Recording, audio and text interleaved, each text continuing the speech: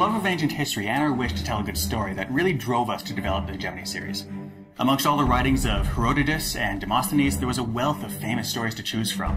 In the original Hegemony, we really focused on telling the story of the little-known prequel to Alexander the Great's career by telling the story of Philip II.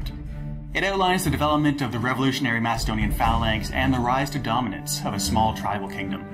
In Hegemony Gold, we went back to the conflicts that redefined ancient warfare with the story of Athens and Sparta and their heroes, Pericles and Lysander, during the epic Peloponnesian War.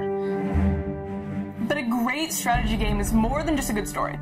And while we were determined to make the gameplay accurately reflect the period, obviously, we also wanted to ensure that the game was still fun and approachable. A big part of this is the map that we built out from NASA satellite data that seamlessly covers the entire game world with no load screens or interruptions. We also wanted the pace to be as measured as a turn-based game, but also have the energy of a real-time one. And ultimately, we want to bring some innovation to Destiny wargame concepts like logistics, because there's no reason an accurate game has to be all numbers and menus. I think the most important feature in Hegemony has been the way players can transition from the grand strategic view right down to the battlefield, where the tactical decisions are made.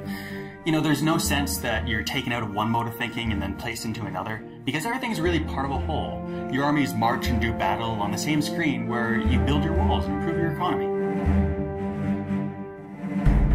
Pause control is also central to the design of the Hegemony games.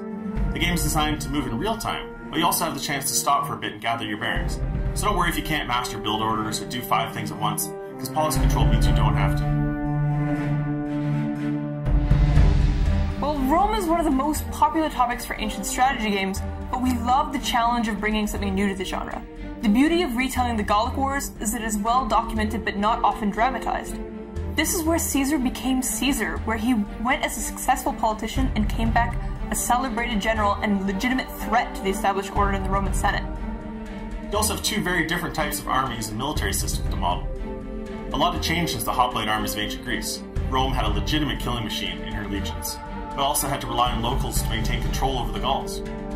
In Hegemony Rome, the Rise of Caesar, we're significantly increasing the visual detail to create a more immersive and exciting world that will really draw the players in. Sieges will be much more dramatic as individual units stand atop their city walls to defend themselves against your siege towers, and in the field, players can now see peasants working their crops as the legions march past. The game map in Rome stretches from northern Italy all the way to the British Isles that recreates features from tiny streams to the tallest mountains in Europe. All this extra detail gives you a lot more maneuvering room on the battlefield and really lets you test your tactics. Yeah, one of the reasons we chose Rome was that we really wanted to add more construction options to the series, and no one in the ancient world did this better than the Romans. Roman armies were always building forts and camps to keep control over a region that you can't really understand how the legions of this period fought without appreciating the importance of fortification. To the amazement of Gauls and Germans, Caesar's engineers repeatedly did the impossible by bridging the uncrossable Rhine and bringing legions into the heart of their homeland. You'll also be able to upgrade your legions and cities with a significantly expanded skill system. Despite the uniformity of the Roman military, each legion and city was unique, and we're going to emphasize these differences in the new game. But we're going to get into more of those details later. We're really excited to share the news and information about Hegemony Rome that's going to be coming out in coming months. Caesar's campaign in Gaul was bloody and violent, but it was really a masterpiece of generalship, and it's really been exciting for us to capture it in both a realistic and a fun way.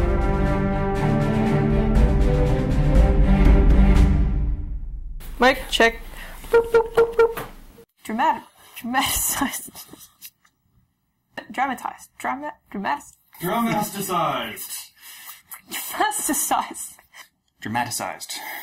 It's not often dramatized.